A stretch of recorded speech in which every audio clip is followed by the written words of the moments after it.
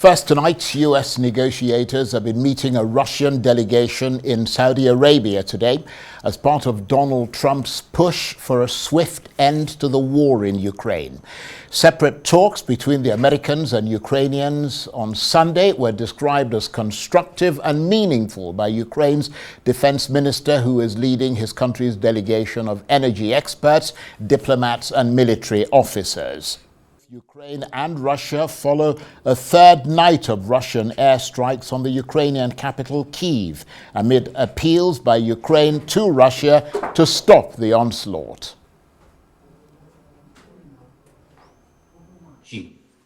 Tonight in Kyiv, unfortunately, 3 people were killed by Russian drones.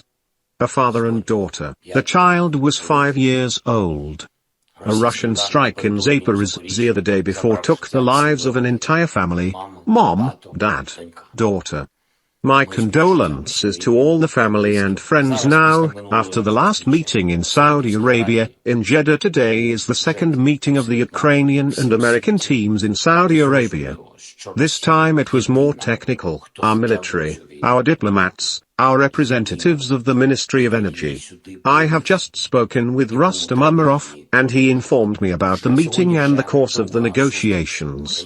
Our team is working absolutely constructively. It is clear to absolutely everyone in the world that Russia is the only one who is dragging this war out. The only one who brought it here and who needs to continue it.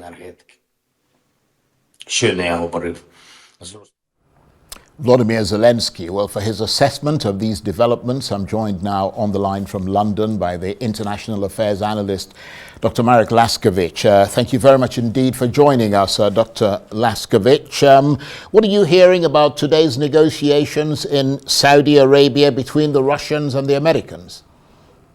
Well, the key point is there's a basic difference here between the American view, which is they want a ceasefire quickly, and the Russian view. The Russians don't move quickly. They're going to negotiate, and they're going to take their time, and they're going to make sure that their interests are upheld. And so no one should hold their breath. What is also clear is Russia will seek to wring every possible concession going. For example, there's talk about the Black Sea now being open for Ukrainian grain ships. But Russia just won't let that happen. What will happen is that they'll want the sanctions or some sanctions lifted. As for the ceasefire on the land itself, well, that hinges very much, again, on just what Ukraine and America are prepared to offer. The key point here is, please note, is that Russia is speaking with America directly.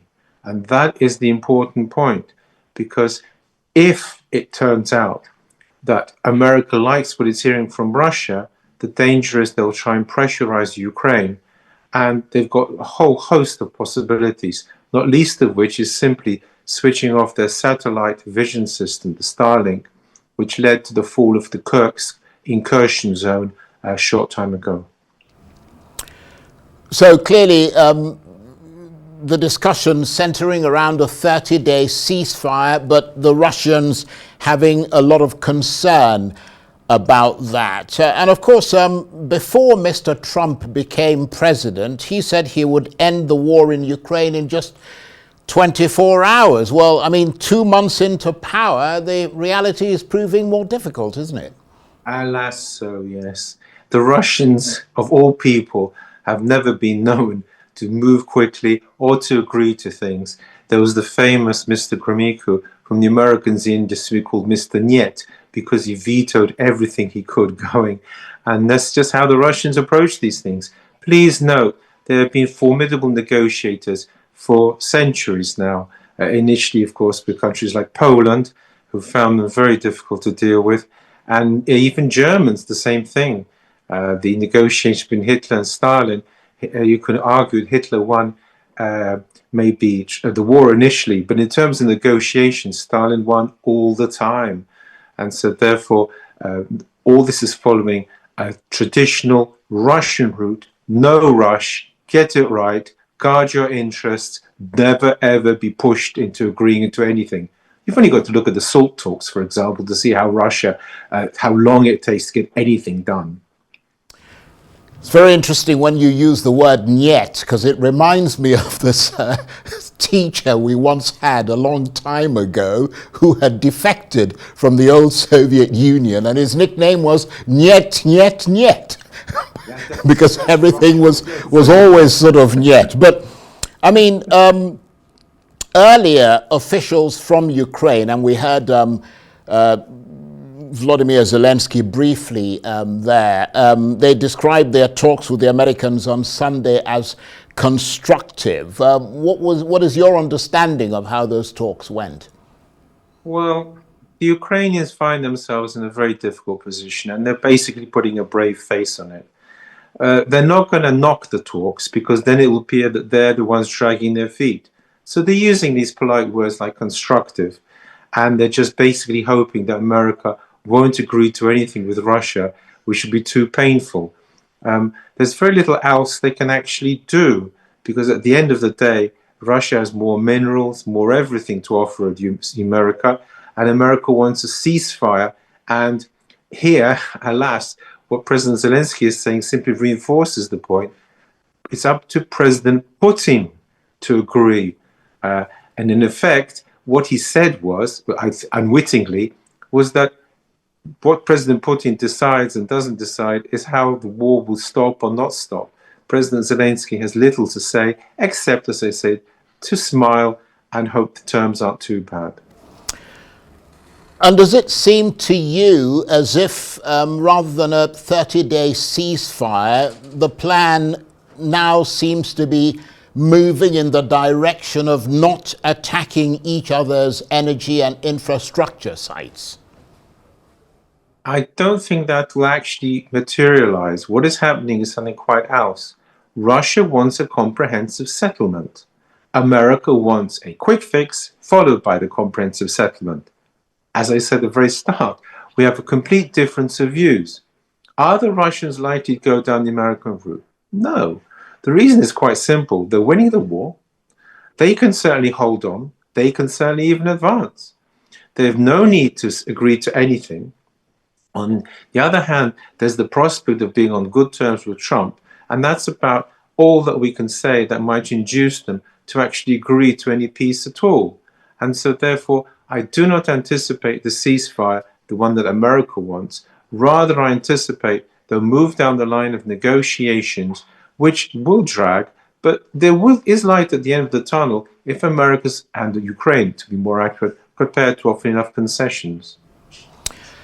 I'm just picking up on what you said there about the Donald Trump and Vladimir Putin getting on. I mean, the Trump administration's special representative for Ukraine, Steve Witkoff, has said he likes Vladimir Putin, that he's super smart and shouldn't be regarded as a bad guy. I mean, in that regard, is there a sense in Ukraine that perhaps they shouldn't be engaging in these talks any longer? I mean, I wonder how awkward it makes things for them.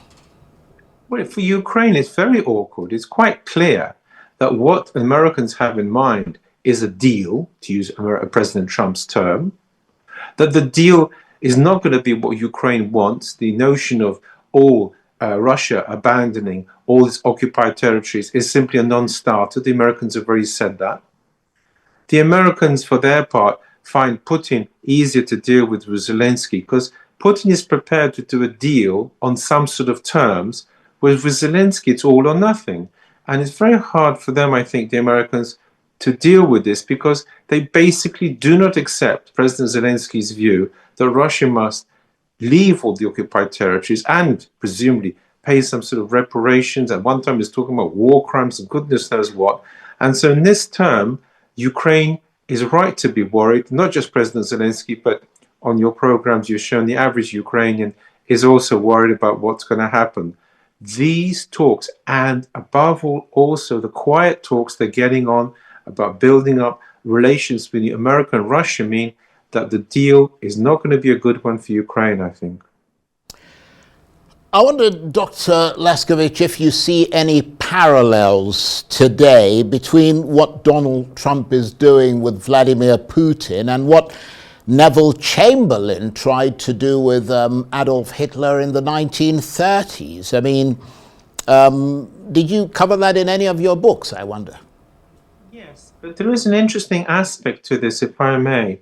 First of all, the implication was, in your sentence, and this is indeed what the world sees, that Chamberlain was a weak figure. Actually, he wasn't. He was a strong man. He was quite determined to get his way, having peace in our time. And in that sense, there is indeed a parallel.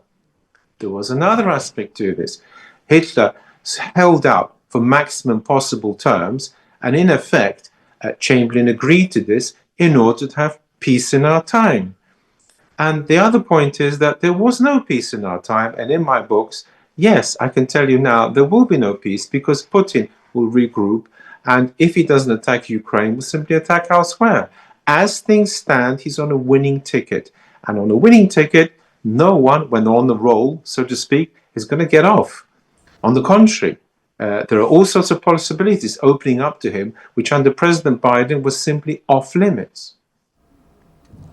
So the tectonic plates of geopolitics are shifting dramatically every day.